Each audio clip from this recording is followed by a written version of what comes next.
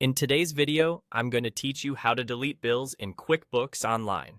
Before we begin, a quick note on what deleting a bill actually does. When you delete a bill, it's permanently removed from your books.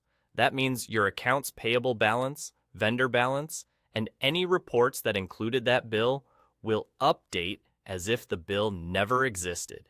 The action is final, though it will still be noted in your audit log. If the bill has already been paid or partially paid, QuickBooks will block deletion until the related payment is handled.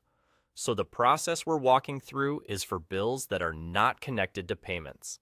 Make sure you have the right user permissions to manage bills, and consider consulting your accountant if you're unsure about the impact.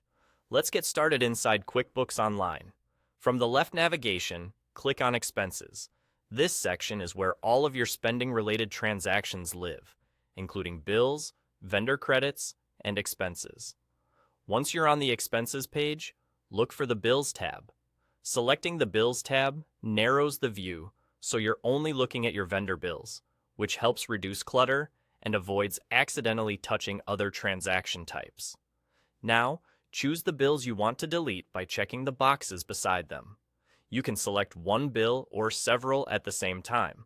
Take a moment to confirm you've got the right ones by double-checking the vendor name, the bill date, the due date, and the amount. Accuracy here is important because once the bills are deleted, they're gone for good.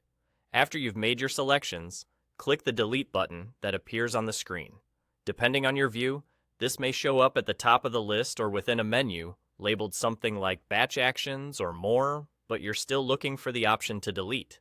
QuickBooks will typically ask you to confirm that you really want to proceed. Go ahead and confirm, and the system will remove those bills and update your records immediately.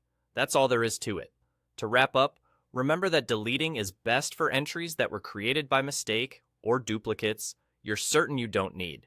If you simply want to keep a record but remove the financial impact, consider discussing alternatives like voiding with your accounting professional. And if you don't see the delete option, verify your user role or check whether the bill is tied to a payment. With these points in mind, you'll keep your vendor list clean, your reports accurate, and your workflow efficient.